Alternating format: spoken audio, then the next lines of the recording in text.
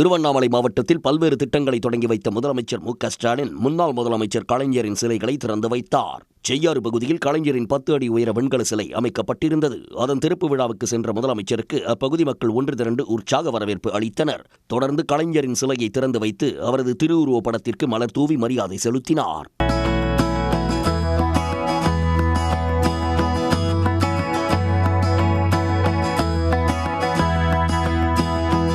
வந்தவாசியில் கலைஞரின் சிலையை திறந்து வைத்த முதலமைச்சர் மு.க.ஸ்டாலின் சுமார் 5 கிலோமீட்டர் தொலைவுக்கு திரண்டு நின்று மக்கள் அளித்த வரவேற்பை ஏற்றுக்கொண்டார். கூடியிருந்த பொதுமக்களுடன் கைகுலுக்கியும் செல்ஃபியும் எடுத்து மகிழ்ந்தார்.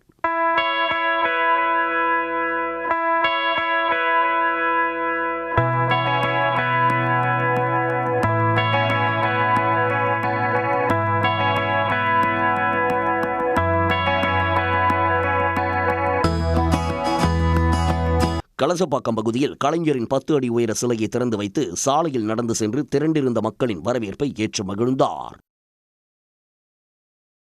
விழுப்புரம் அருகே தென்பெண்ணை ஆற்று பகுதியில் பழமையான புதிய கற்கால கற்கருவி மற்றும் இரும்பு ஆயுதத்தினை தொல்லியல் துறையினர் கண்டறிந்துள்ளனர். பிடாகம் குச்சிப்பாளையத்தில் உள்ள தென்பெண்ணை ஆற்று பகுதியில் தொல்லியல் ஆய்வாளர் இமானுவேல் தலைமையில் ஆய்வு மேற்கொள்ளப்பட்டது. அப்போது அங்கிருந்து 6.5 சென்டிமீட்டர் நீளம் கொண்ட புதிய கற்காலத்தைச் சேர்ந்த கைக்கோடாரி ஒன்று கண்டெடுக்கப்பட்டுள்ளது. இது கிமு 3000 முதல் கிபி 1000 வரையிலானதாக இருக்கக்கூடும் என கணிக்கப்பட்டுள்ளது. இதேபோல் தென்பெண்ணை கரையோரம் புதிய கற்காலம், பெருங்கற்காலம், சங்ககாலம், சோழர்கள் காலம் வரையிலான தொல்லியல் தடயங்கள் கண்டறியப்பட்டுள்ளதாக ஆய்வாளர்கள் தெரிவிக்கின்றனர். பாஜக இந்தியாவை துண்டாடலாம், ஆனால் தமிழ்நாட்டை ஒன்றும் செய்ய முடியாது என்று நாடாளுமன்ற உறுப்பினர் ராசா தெரிவித்துள்ளார்.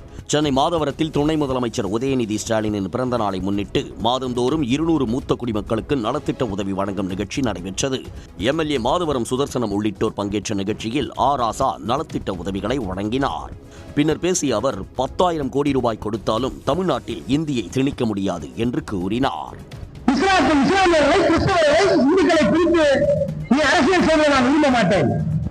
இந்த தேசத்தை கொண்டாடலாம், ஆனால் தமிழ்நாட்டில் ஒன்றும் பண்ண முடியாது. முன்னதாக கேவிகே குப்பம் பகுதியில் நடைபெற்ற சுனாமி நினைவு தின நினைவு ஊர்வலத்தில் ஏராளமான பெண்கள் பங்கேற்று கடலில் பால் ஊற்றி இறந்தவர்களுக்கு அஞ்சலி செலுத்தினர்.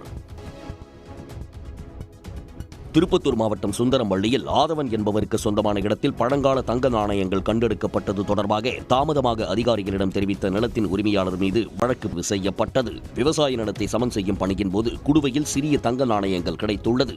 இதுகுறித்து நிலத்தின் உரிமையாளர் ஆதவன் கிராம நிர்வாக அலுவலர் மற்றும் காவல்துறையினருக்கு தகவல் கொடுத்துள்ளார். இதனைத் தொடர்ந்து சம்பவ இடத்தில் விசாரணை நடத்திய அதிகாரிகளிடம் ஆதவன் தங்க நாணயங்களை ஒப்படைத்தார். அப்போது குடுவையின் மேல்பக்க மூடி உடைந்திருப்பது தெரிய வந்தது. மேலும் தங்க நாணயங்கள் கடந்த 22ஆம் தேதியே கிடைத்த போதும் உரிமையாளர் ஆதவன் 27ஆம் தேதி தகவல் கொடுத்ததை அதிகாரிகள் கண்டறிந்தனர்.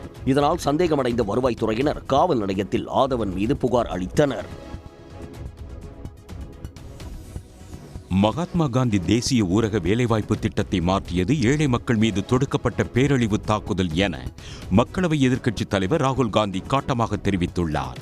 டெல்லி காங்கிரஸ் தலைமை அலுவலகத்தில் செய்தியாளர்களை சந்தித்த ராகுல் காந்தி அமைச்சரவையை ஆலோசிக்காமல் தன்னிச்சையாக செயல்பட்டு பிரதமர் மோடி திட்டத்தை மாற்றியுள்ளதாக குற்றம் சாட்டினார். மேலும் ஒன்றிய பாஜக அரசின் நடவடிக்கை மாநிலங்களின் உள்கட்டமைப்பு மீதான தாக்குதல் என்று ராகுல் காந்தி கடுமையாக விமர்சித்துள்ளார். This is an attack on the infrastructure of those states because NREGA used to build infrastructure. And this is the decimation of Indian labor because MNREGA used to guarantee a minimum floor below which Indian labor could not go. ஏழை மக்களிடமிருந்து பணத்தை பறித்து அதானி போன்றவர்களிடம் ஒப்படைப்பதுதான் இதன் நோக்கம் என தெரிவித்தார். நவீன தொழில்நுட்பத்தின் மூலம் வெளிநாட்டு செல்போன் அழைப்புகளை உள்ளூர் அழைப்புகளாக மாற்றி பல கோடி ரூபாய் மோசடி செய்த கும்பல் ஆந்திராவில் சிக்கியுள்ளது. வெளிநாட்டு அழைப்புகளை உள்ளூர் அழைப்புகளாக மாற்றும் வகையிலான சிம் பாக்ஸ் என்ற சிறப்பு கருவியை சீனாவில் இருந்து சட்டவிரோதமாக பெற்று இந்த மோசடியை நிகழ்த்தியுள்ளனர். இதன் மூலம் தொலைத்தொடர்பு அமைப்புக்கு பெரும் இழப்பு ஏற்படுத்தியுள்ளதோடு ஆந்திராவில் மட்டும் சுமார் 20 கோடி ரூபாய் மதிப்பிலான மோசடி செய்துள்ளதாக சிஐடி போலீசாரின் விசாரணையில் தெரிய வந்துள்ளது. இதுவரை 6 மாநிலங்களில் இருந்து 14 சிம் பாக்ஸ் பறிமுதல் செய்யப்பட்டுள்ளது. கைதாகியுள்ள வியட்நாம் நாட்டைச் சேர்ந்தவர் உள்ளிட்டவர்களிடம் போலீசார் தீவிர விசாரணை நடத்தி வருகின்றனர். நடிகரும் தாவேக தலைவருமான விஜயின் அரசியல் பயணத்திற்கு இலங்கை முன்னாள் அதிபர் மகிந்த ராஜபக்சேவின் மகனும் எம்பியுமான நமல் ராஜபக்சே வாழ்த்து தெரிவித்துள்ளார். விஜயின் கடைசி படமான ஜனநாயகன் இசை வெளியீட்டு விழாவை குறிப்பிட்டு எக்ஸ் தளத்தில் பதிவிட்டுள்ள நமல், சினிமாவில் விஜயின் ஆற்றல் மிகவும் சிறப்பு வாய்ந்தது என கூறியுள்ளார். இந்த அத்தியாயத்தை விட்டுவிட்டு விஜய் புதிய பயணத்தை தொடங்குவதன் மூலம் சினிமா அவரை இழப்பதாகவும் தெரிவித்துள்ளார். மேலும் அவரது புதிய பயணமும் சிறப்பானதாக இருக்க விரும்புவதாக நமல் ராஜபக்சே குறிப்பிட்டுள்ளார். பாஜக வரும் சட்டமன்ற தேர்தலை மனதில் கொண்டு மக்களை பிரிப்பதற்கும் பிளவுபடுத்தும் முயற்சியில் ஈடுபடுவதாக முன்னாள் சட்டமன்ற உறுப்பினர் பாலபாரதி குற்றம் சாட்டியுள்ளார். மதுரை அருகே உள்ள ஆர்விப்பட்டியில் அனைத்து இந்திய ஜனநாயக மாதர் சங்கத்தினர் சார்பில் நடைபயணம் நிகழ்ச்சி நடைபெற்றது. இதற்கு அச்சங்கம் முன் அனுமதி பெறாததால் நிகழ்ச்சியை போலீசார் தடுத்து நிறுத்தினர். இதனால் போலீசாருக்கும் பெண்களுக்கும் இடையே தள்ளுமுள்ளு ஏற்பட்டது. தங்களுடைய சுயநலனுக்காக பாஜக 2026 தமிழ்நாடு சட்டமன்ற தேர்தலை மனதில் வைத்து பிரிப்பதற்கும் பிளவுபடுத்துவதற்கும் மதவெறியை கொண்டு போவதற்குமான முயற்சியில் ஈடுபடுகிறார்கள். பல லட்சக்கணக்கான மக்கள் ஆரவள்ளி மலையை சுற்றி போராட்டங்கள் நடத்திட்டு இருக்கிறாங்க. அப்படி அந்த போராட்டங்களை திசை திருப்புவதற்காக திருப்பரங்குன்றத்தையும் பாஜக இன்னைக்கு கையில் எடுக்கிறது. அதற்கு இரையாகிவிடக் கூடாது. இந்த நடைபயணத்தில் கலந்து கொண்ட முன்னாள் எம்எல்ஏ பாலபாரதி உட்பட 50க்கும் மேற்பட்டோரை போலீசார் கைது செய்ததால் பரபரப்பு நிலவியது. புதுச்சேரி சூரியன் எஃப்எம் சார்பில் நடைபெற்ற புதுவையில் ஒரு திருவையாறு எனும் இசை நிகழ்ச்சி பொதுமக்களை வெகுவாக கவர்ந்தது. ஜிப்மர் கலையரங்கத்தில் நடைபெற்ற இந்த நிகழ்ச்சியை முதலமைச்சர் ரங்கசாமி தொடங்கி வைத்தார். இதில் சிந்து பைரவி ராகத்தில் சினிமா பாடல்கள் மற்றும் மகா கணபதி பாடலை பாடியபோது பார்வையாளர்கள் ரசித்து பார்த்தனர். அதிலும் சின்னஞ்சிறு கிளியே என்ற பாடலை கர்நாடக இசையில் பாடிய பாடல் ரசிகர்களை வெகுவாக கவர்ந்தது.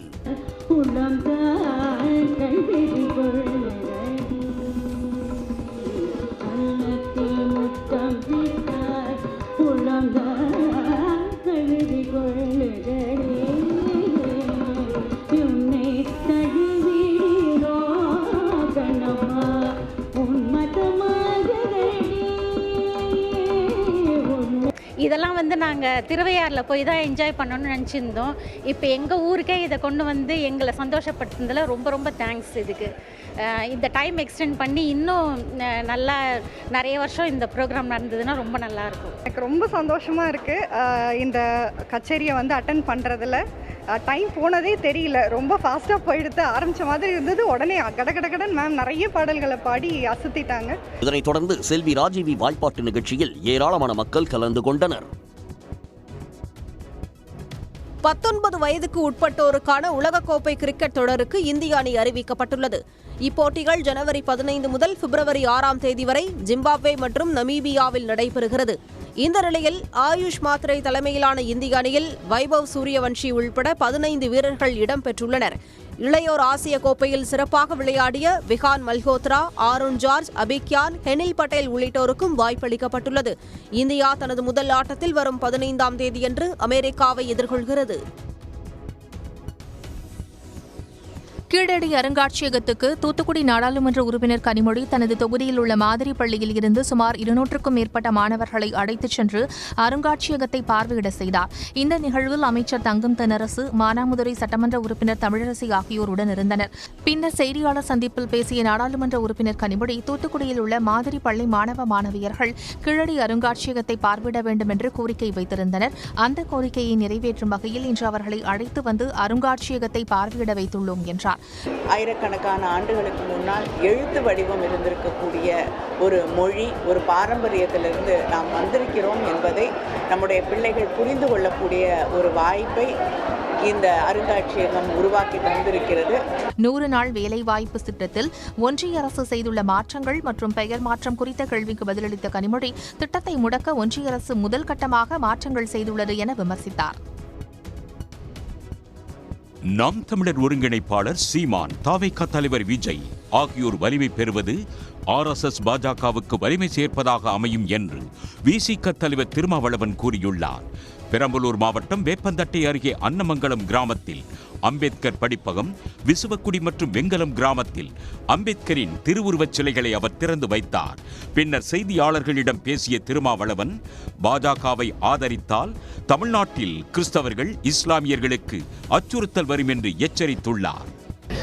தமிழ் என்று பேசுவதால் இளைஞர்கள் ஏமாந்து விட்டில் பூச்சிகளாய் அவர் பின்னாலும் போகிறார்கள். நடிகர் என்கிற காரணத்தால் அந்த செல்வாக்கை பயன்படுத்தி அவரது ரசிகர்களை மயக்கி இந்த அரசியலுக்கு எதிரான கும்பலுக்கு வலு சேர்க்க பார்க்கிறார்கள். இந்த இருவரும் வலிமை பெற்றால் பிஜேபி வலிமை பெறுகிறது என்றுதான் பொருள். மகாத்மா காந்தி 100 நாள் வேலை திட்டத்தை சீர்குலைப்பவர்கள் தீய சக்தி இல்லையா என்று இந்திய கம்யூனிஸ்ட் கட்சியின் மூத்த தலைவர் முத்தரசன் தாவேக தலைவர் விஜய்க்கு கேள்வி எழுப்பியுள்ளார். தஞ்சையில் தமிழ் மாநில விவசாய தொழிலாளர் சங்கத்தின் சார்பில் தனி மாத இதழாக கிராமப்புற பாட்டாளி என்கிற இதழ் வெளியீட்டு விழா நடைபெற்றது. இந்த நிகழ்ச்சியில் முத்தரசன் கலந்து கொண்டார். அப்போது செய்தியாளர்களை சந்தித்த அவர், தமிழ்நாட்டிற்கு கல்விக்கான 2500 கோடி ரூபாயை வழங்காதவர்கள் தீய சக்தி இல்லையா என்றார். மகாத்மா காந்தி வேலை உறுதியளிப்பு திட்டத்தை சீர்குலைத்தவர்கள் தீய சக்தி இல்லை. நாடு முழுவதும் இருக்கிற 30 கோடி தொழிலாளர்களுக்கு எதிராக சட்டம் கொண்டு வந்திருக்கிறவர்கள் தீய சக்தி இல்லை. அதை எதிர்த்து போராடுகிற ஒரு கட்சியே தீய சக்தி என்று ஒருவர் சொல்லுகிறார். ஆகவே எது தீயது எது நல்லது என்பதை மக்கள் தீர்மானிப்பார்கள்.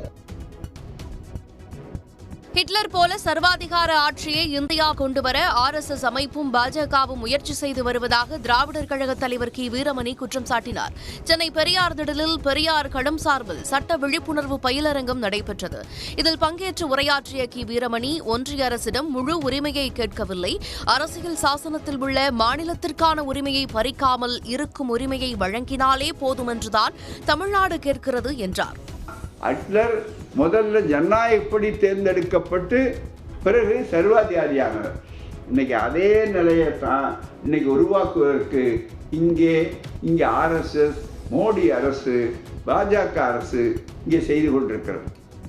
சட்ட திருத்தம் மூலம் மதச்சார்பின்மை என்ற வார்த்தையை கொண்டு வந்ததாக RSS அமைப்பினர் தற்போது ஒரு பித்தலாட்டத்தை நடத்தி வருகின்றனர் என்றும் கி வீரமணி சாடினார். வைகுண்ட ஏகாதசி சொர்க்கவாசல் திறப்பு நிகழ்ச்சியை ஒட்டி சேலம் பிரசன்ன வரதராஜ பெருமாள் கோவிலுக்கு வரும் பக்தர்களுக்கு வழங்குவதற்காக 50,000க்கும் மேற்பட்ட லட்டு தயாரிக்கும் பணி தீவிரமாக நடைபெற்று வருகிறது. சேலம் பிரசித்தி பெற்ற பட்டை கோயில் எனப்படும் பிரசன்ன வரதராஜ பெருமாள் கோயிலில் சொர்க்கவாசல் திறப்பில் கோவிலுக்கு வரும் பக்தர்களுக்கு லட்டு பிரசாதமாக வழங்குவது வழக்கம். அதேபோல் இந்த ஆண்டும் பக்தர்களுக்கு லட்டு வழங்குவதற்காக கோயில் மண்டபத்தில் 50,000க்கும் மேற்பட்ட லட்டு தயாரிக்கும் பணி தொடங்கியுள்ளது. ஆண்டாள் திருப்பாவை நண்பர்கள் குழு சார்பில் 100 பெண்கள் லட்டு தயாரிக்கும் பணியில் ஈடுபட்டுள்ளனர். அன்றைக்கு வரக்கூடிய பக்தர்கள் அனைவருக்கும் இங்கு ஸ்ரீ திருப்பாவை ஆண்டாள் திருப்பாவை நண்பர்கள் சார்பாக 50,000 லட்டுக்கள் மிக விமர்சையா இங்க வந்து தயாரிச்சிட்டு இருக்காங்க. அன்றைய தினம் அனைத்து பக்தர்களும் வந்து பெருமாளை சேவிச்சு இந்த லட்டு பிரசாதத்தை வாங்கிட்டு பெருமாள் அனுகிரகம் பெறணும்னு இந்த தேவஸ்தான சார்பாகவும் ஆண்டாள் நண்பர்கள் குழு சார்பாகவும் கேட்டுக்கிறோம். 800 கிலோ சர்க்கரை, 400 கிலோ கடலை மாவு, சுமார் 100 கிலோ முந்திரி பருப்பு, 100 கிலோ திராட்சை, 25 கிலோ நெய் ஆகியவற்றை கொண்டு தற்போது லட்டு தயாரிப்பதற்கான பணியில் பெண்கள் ஈடுபட்டுள்ளனர். ராமநாதபுரம் ஸ்ரீ லல்லபை ஐயப்பன் கோவிலில் மண்டல மகரவிளக்கு பூஜையை முன்னிட்டு கணபதி ஹோமம் மற்றும் கோமாதா பூஜையுடன் அபிஷேக ஆராதனை மற்றும் தீபாராதனை நடைபெற்றது. இதில் ஐயப்ப பக்தர்கள், ஆன்மீக பெரியோர்கள், பொதுமக்கள் என ஏராளமானோர் பங்கேற்றனர். ஐயப்ப பக்தர்கள் பேட்டை துள்ளியபடி வந்தனர். வண்ணப் பொடிகளை தங்களது முகம் மற்றும் உடம்புகளில் பூசிக்கொண்டு பேட்டை துள்ளினர்.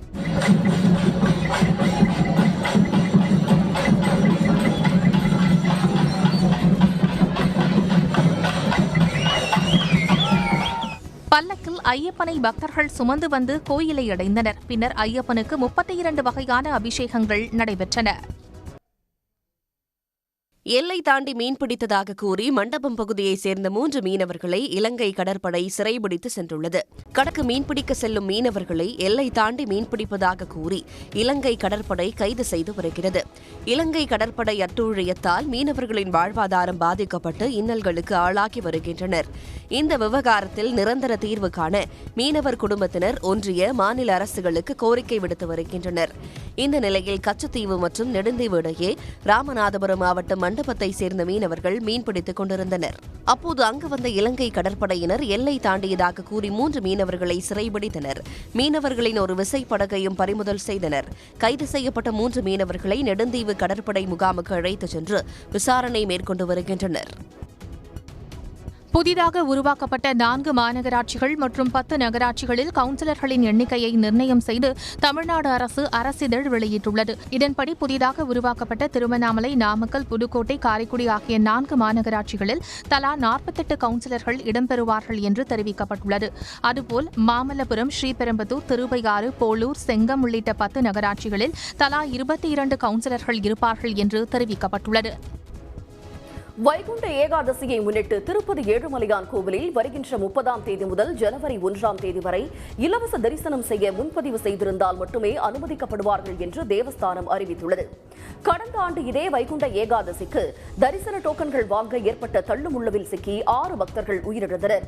அதுபோன்ற நிகழ்வு மீண்டும் நடக்கக்கூடாது என்பதில் தேவஸ்தானம் கவனமாக செயல்பட்டு தரிசன முறையில் இந்த மாற்றத்தை செய்துள்ளதாக திருமலையில் செய்தியாளர்களிடம் பேசிய தேவஸ்தான செயல் அதிகாரி அனில்குமார் சிங்கால் தெரிவித்தார். They're going to commence on 30th December till 8th January are all in place.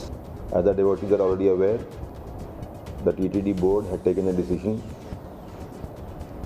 to celebrate Vaikuntha Ekadashi for a period of 10 days, duly ensuring that the kind of difficulty, the inconvenience and the incidents which took place during the last year Vaikuntha Ekadashi celebrations are not repeated this time. ஜனவரி 2ஆம் தேதி முதல் 8ஆம் தேதி வரை இலவச தரிசனம் மட்டுமே நடைமுறையில் இருக்கும் என்றும் அந்த நாட்களில் எந்தவித டிக்கெட்டும் இல்லாமல் பக்தர்கள் நேரடியாக தரிசனம் செய்யலாம் என்று திருப்பதி திருமலை தேவஸ்தானம் தெரிவித்துள்ளது. பொங்கல் பண்டிகையையொட்டி நியாய விலை கடைகள் மூலம் கரும்பு வழங்குவதற்கு இந்த ஆண்டும் தமிழ்நாடு அரசு நேரடியாக கொள்முதல் செய்ய வேண்டும் என்று கரும்பு விவசாயிகள் கோரிக்கை விடுத்துள்ளனர். புதுக்கோட்டை மாவட்டம் சிறுஞ்சுனை மற்றும் செல்லுக்குடி, மேட்டுப்பட்டி, பெருஞ்சுனை உள்ளிட்ட 20க்கும் மேற்பட்ட கிராமங்களில் சாகுபடி செய்யப்பட்ட 1 லட்சம் கரும்புகள் அறுவடைக்கு தயார் நிலையில் உள்ளன. இந்நிலையில் பொங்கல் பண்டிகை நெருங்குவதால் கரும்புகளை அரசு அதிகாரிகளே கூலி ஆட்களை அழைத்து வந்து வெட்டி நேரடியாக கொள்முதல் செய்ய வேண்டும் என்று விவசாயிகள் கோரிக்கை விடுத்துள்ளனர். பொங்கல் ஒரு 10 நாளுக்கு முன்னாடியே வந்து எடுக்கணும். அப்போ தான் நாங்கள் ரேஷன் கடைக்கு நாங்கள் வெட்டி கொடுக்கலாம். ஆள் கிடைக்காது. அந்த நேரத்தில் ரொம்ப 1000-500 சம்பளம் கொடுக்கணும். மெக்காடுக்கு 1000 கொடுக்கணும், சித்தாளுக்கு 600 கொடுக்கணும். அதனால கொஞ்சம் கூடிய சீக்கிரமாக எடுக்கணும். ஒரு வருஷம் ஆகுது இதுக்கு விவசாயம் பாடு வர்றதுக்கு. சும்மா இங்கே ஒரு 20 பேர்கிட்ட போட்டிருக்கா. அதில் ஐயா ஏதாச்சும் கொஞ்சம் அறிவிச்சாருன்னா கொஞ்சம் நல்லாயிருக்கும். ரேட்டும் கொஞ்சம் வித்தியாசமாக சொல்கிறாங்க. அதை ரேட்டும் கொஞ்சம் அறிவிச்சாருன்னா நல்லாயிருக்கும். எல்லாருமே இதை நம்பி தான் இருக்கோம். இடைத்தரகர்களின் குறுக்கீடு இல்லாமல் 10 கரும்புகள் கொண்ட கட்டுக்கு அரசு 250 முதல் 300 ரூபாய் வழங்க முன்வர வேண்டும் என்பது அவர்களின் கோரிக்கையாக உள்ளது. புதுச்சேரி மாநிலம் வம்பாக்கீரபாளையத்தில் உள்ள பாண்டி மெரினா பொழுதுபோக்கு மையத்தில் ஃபேஷன் ஷோ நிகழ்ச்சி நடைபெற்றது. இதில் ஆண்கள் மற்றும் பெண்கள் என பலர் கலந்து கொண்டு தங்களது திறமைகளை வெளிப்படுத்தினர்.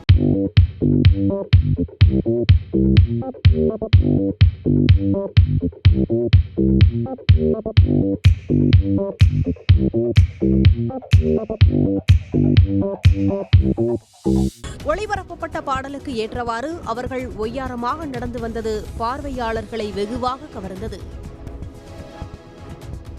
தற்போது AI மூலம் யார் வேண்டுமானாலும் வயலின் இசையை உருவாக்கலாம். ஆனால் மனிதர்களால் வாசிக்கும் அனுபவம் சிறந்தது என்று இசையமைப்பாளர் தெரிவித்துள்ளார். கிராமிய விருது வென்ற கணேஷ் ராஜகோபாலனின் திருபின்னா என்ற இந்தியன் சிம்போனி ஆல்பம் வெளியீட்டு நிகழ்ச்சி சென்னை அரும்பாக்கத்தில் நடைபெற்றது. இதனை இசையமைப்பாளர் AR ரஹ்மான் வெளியிட்டார். This human experience, what we experienced, should I think expand because இப்போ யாரோனா AI போட்டு பண்ணிடலாம். கையில் சுத்தியில் வாசிக்க முடியுமான்றது ப்ரூவ் பண்ணுவோம். I think that is the now challenge.